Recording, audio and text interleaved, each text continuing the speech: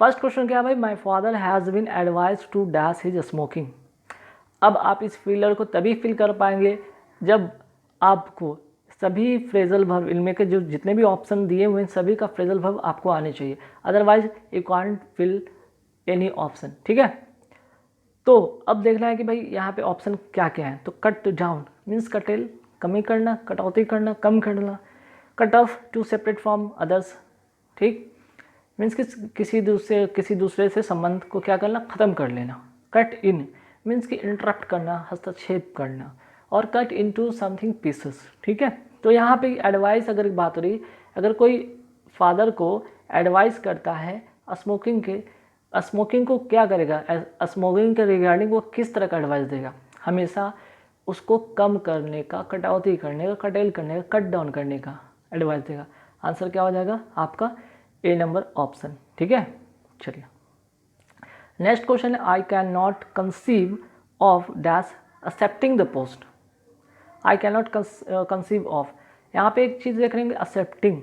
Accepting क्या है भाई, वर्ब का यहाँ पे फोर्थ फॉर्म है। ठीक है, वर्ब का फोर्थ फॉर्म है, या फिर आप यहाँ पे इसे एज अ जेरंड कह सकते हैं। अगर ये एज अ जेरंड है या फिर वर्ब का फोर्थ फॉर्म है, आई एन जी वाला यहाँ पे अगर वर्ड है तो इसके पहले क्या आना चाहिए, ये आना चाहिए कि भाई ऑप्शन में आप देख रहे हैं कि यहाँ पे ही है, हिज है, हिम है, ही विल है।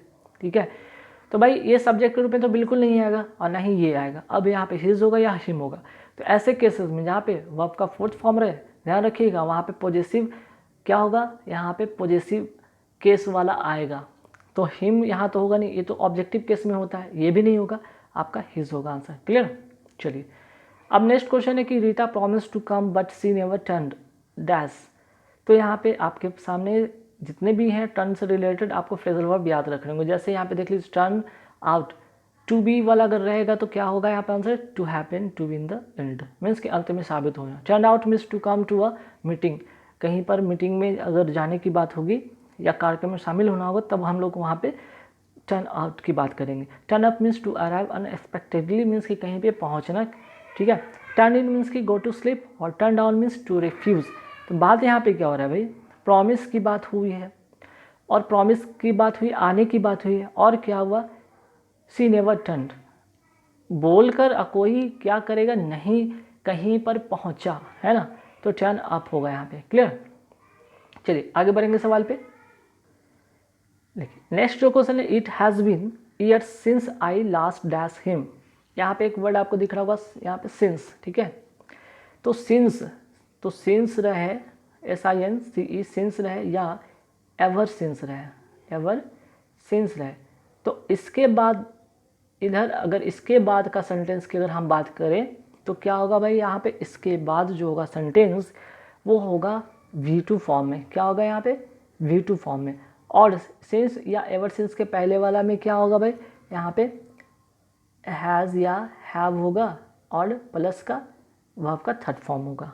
ठीक है, तो भाई यहाँ पे तो इट हैज़ बीन, यहाँ पे तो वर्ब का थर्ड फॉर्म है, यहाँ पे हैज़ भी है और वर्ब का थर्ड फॉर्म है, ये तो सही है। लेकिन मैंने क्या बताया, सिंस के बाद क्या होना चाहिए, यहाँ पे V2 आना चाहिए।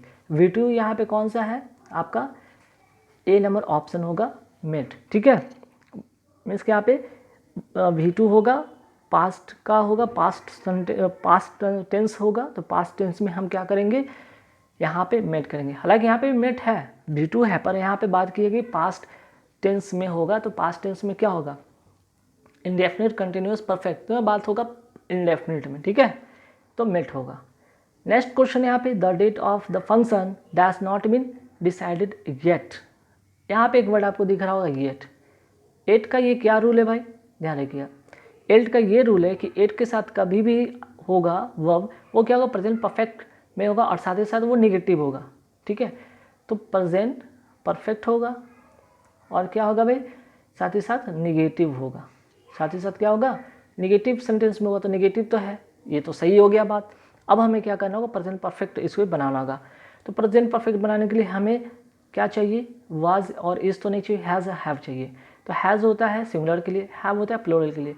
यहाँ पे देखिए the date of function, the date क्या है, सिंगुलर है, सिंगुलर के लिए क्या होता है, हैज़ होता है। आंसर यहाँ पे हैज़ होगा। ठीक, next question, the garbage has been disposed. यहाँ पे आपके सामने यहाँ पे 4 ऑप्शन है प्रीपोजिशन का। यहाँ पे कौन से फिक्स प्रीपोजिशन यूज होंगे, तो ध्यान रखिएगा।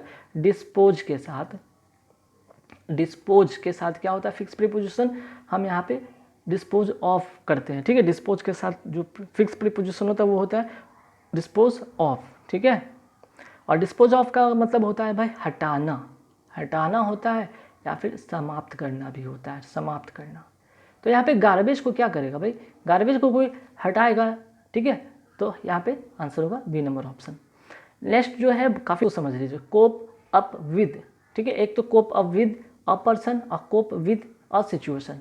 जब कोप अप विद रहे तो यहाँ पे पर्सन की बात होगा, तो वहाँ पे अगर पर्सन के साथ सामंजस्य बैठाना होगा कोप अप विद होगा, अगर सिचुएशन की बात करें तो कोप विद होगा, ठीक है। तो यहाँ पे सेंटेंस अगर आप पढ़ेंगे तो ये समझ में आएगा ये सिचुएशन है। He could not cope dash a heavy work hard, वे वर्क हार्ड की बात हो रही, काम की बात हो रही, एक सिचुएशन है जिसमें कि वो क्या करा, सामंजस्य स्थापित नहीं कर पाया, ठीक है, या नहीं कर सका। तो यहाँ पे क्या आना चाहिए, कोप विद अ होना चाहिए, तो कोप विद, तो आंसर होगा डी नंबर ऑप्शन। क्लियर। चलिए आते नेक्स्ट क्वेश्चन पे। देखिए नेक्स्ट क्वेश्चन क्या है, ध्यान रखिएगा। नेक्स्ट क्वेश्चन में यहाँ पे कि 8वां की don't laugh dash other mistake. अब आप समझिए यहाँ पे कि जो लाफ लिखा हुआ है, लाफ के साथ जो होता है फिक्स प्रीपोजिशन क्या होता है, एट होता है, ठीक है। तो अगर जब भी दिखे लाफ रहे तो उसके साथ हम क्या फिक्स प्रीपोजिशन का यूज़ करेंगे, ऐड का यूज़ करेंगे। जैसे don't laugh at others mistake, ना कि फॉर का, ना कि अगेंस्ट का, ना ही अबाउट का, आंसर होगा एट, मीन्स कि ए नंबर ऑप्शन होगा। क्लियर। तो ये होता है फिक्स प्रीपोजिशन। फिक्स प्रीपोजिशन कभी चेंज नहीं होता है सेंटेंस में, चाहे सेंटेंस जैसा भी रहे वो फिक्स प्रीपोजिशन उसके साथ ही होगा। अगर ये बात अगर आप जानते होंगे पहले से, या अगर आपने सीख लिया, तो कभी भी आपको सबसे पहले इंपॉर्टेंट कि क्लोज टेस्ट आराम से सही होंगे, ठीक है। 10 आउट ऑफ 10 नहीं हम कह सकते, लेकिन 10 और 8 आउट ऑफ 10 तो ज़रूर हो सकते हैं। दूसरा एरर में आपको काफ़ी हेल्पफुल हो सकता है, फेलियर तो है ही हेल्पफुल, इसमें होगा ही होगा, है ना। चलिए नेक्स्ट क्या है भाई, our teacher encouraged dash setting the poem to music.